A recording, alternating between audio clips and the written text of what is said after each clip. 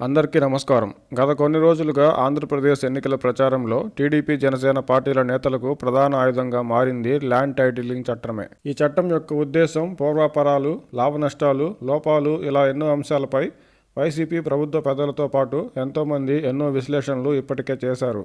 చట్టం లోతుల్లోకి వెళ్లకుండా అసలు ఈ చట్టంపై టీడీపీ, జనసేన నేతల ఆరోపణలు, విమర్శలు ప్రజల్లోకి బలంగా వెళ్లడానికి, ప్రజల నుంచి టీడీపీ, జనసేన ఆరోపణలకు మద్దతు లభించడానికి కారణాలు ఏమై ఉండొచ్చు అనేది ఈ వీడియోలో చూద్దాం.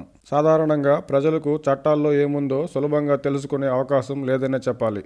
అసెంబ్లీ వంటి వేదికల్లో చట్టాలపై అసలు చర్చ అనేదే లేదు. రాజకీయ పక్షాలు చేసుకునే ఆరోపణలు, విమర్శల ద్వారానే చట్టాలలో లోపాల గురించి ప్రజలకు తెలుస్తుంది. అదే టీడీపీ, జనసేన పార్టీల నేతలకు ల్యాండ్ టైటిలింగ్ చట్టంపై వారు చేసే ఆరోపణలకు ప్రజల్లో భారీ మద్దతు రావడానికి ప్రధాన కారణం.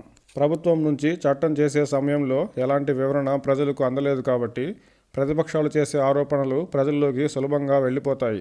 అందుకే ల్యాండ్ టైటిలింగ్ చట్టంపై టీడీపీ, జనసేన చేసే ఆరోపణలు ప్రజల్లోకి బలంగా వెళ్ళాయి.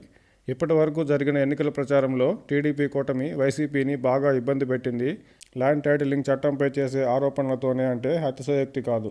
టీడీపీ, జనసేన పార్టీలు ల్యాండ్ టైటిలింగ్ చట్టంపై చేసే ఆరోపణల్లో మన ల్యాండ్ ప్రభుత్వం తాకట్టు పెట్టుకుంటే దిక్కెవరు, మన ల్యాండ్ డాక్యుమెంట్లు, పట్టాదారు పుస్తకాలపై జగన్ ఫోటో ఎందుకు, మన భూమి మనది అని ఎవరో అధికారి వద్ద మనం నిరూపించుకోవాలంట అనేవి ప్రధాన ఆరోపణలుగా ఉన్నాయి. ఈ ఆరోపణలు అన్నీ ప్రజల్లో అనేక అనుమానాలను, వారిలో అభద్రతా భావాన్ని కలిగిస్తాయి. ఇప్పటికే కలిగించాయి కూడా.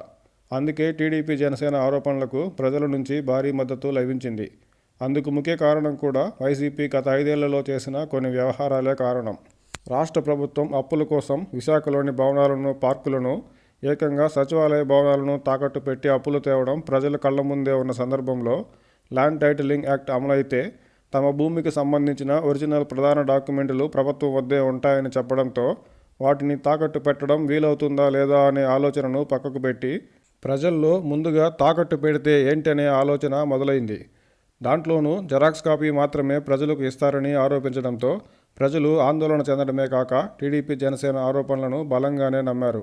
అందుకే ల్యాండ్ టైటిలింగ్ చట్టం టీడీపీ, జనసేనలకు ఆయుధంగా మారింది.